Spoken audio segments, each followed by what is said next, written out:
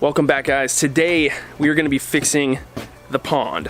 So if you watched the last episode, you know that something got into the pond and just absolutely wrecked it. Okay, I don't know if it was deer, if it was turkeys, probably raccoons, but who knows? It could have been some crazy squirrels with rabies. I just don't know. Here's a look at just some of the cleanup that I've been able to do today.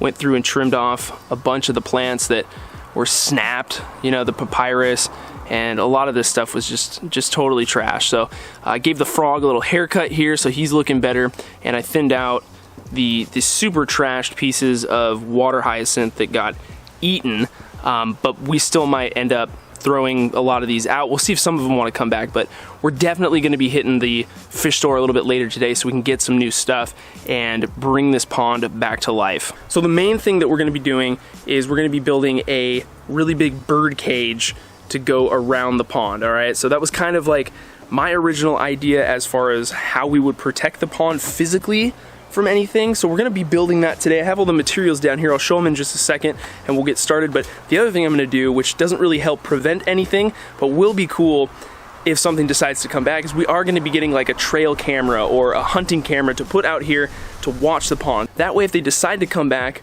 we'll see exactly who it was. Alright guys, so before I get started here, let's just take a look at the materials here that we're going to use to build our little cage that will sit over our pond.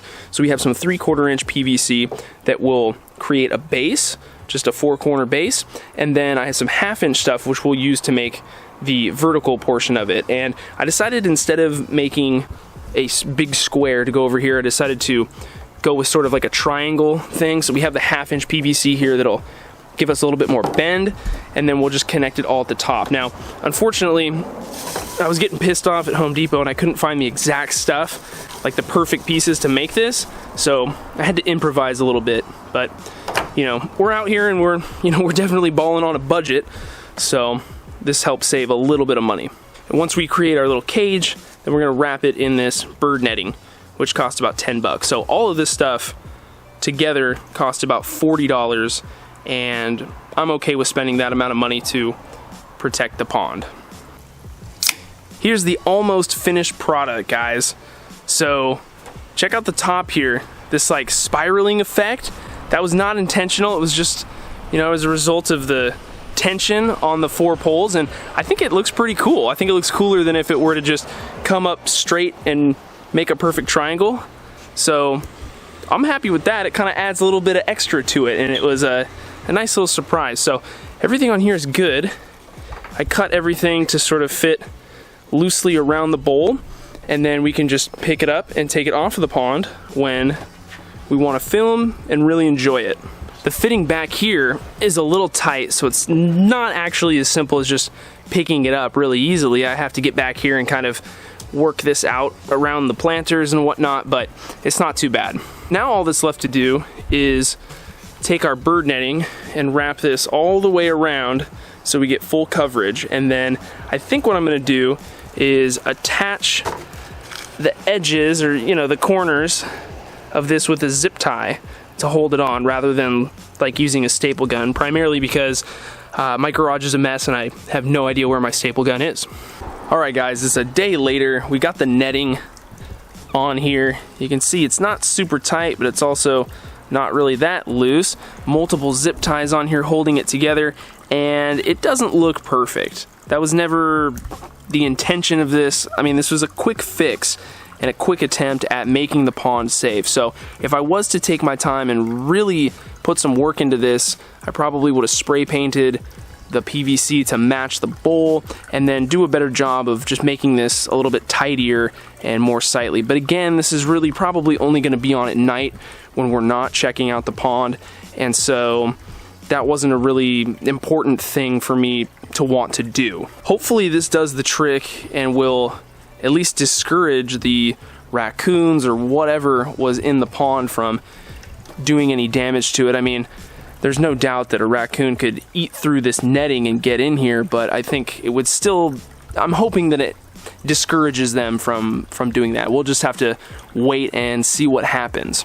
The netting isn't perfect. You guys will notice back here it's putting some pressure on the light here, and it's kind of squeezing the water celery a little bit, but it doesn't really It doesn't ruin the look of things, I don't think. I mean, I could have placed it in a little bit better, pushed the water celery up a little bit to look a little bit more nice, but I think all in all, it looks pretty good. I also did just order a trail cam that will sit over here in this pile of junk hidden.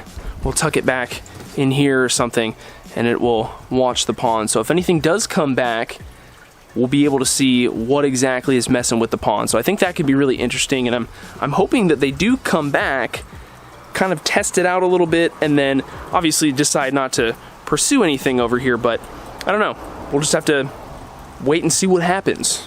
I'm a little excited to see if we can catch something on camera. But the pond itself, we're gonna take this off and then start to work on the pond a little bit. I'm gonna do a water change. I'm actually thinking about getting a siphon out and actually just doing a normal, kind of like a gravel vac, a loose one down on the bottom here to, you know, pick up some of this debris, get things all cleaned out, and then I'm gonna head to the fish store and get some new floating plants.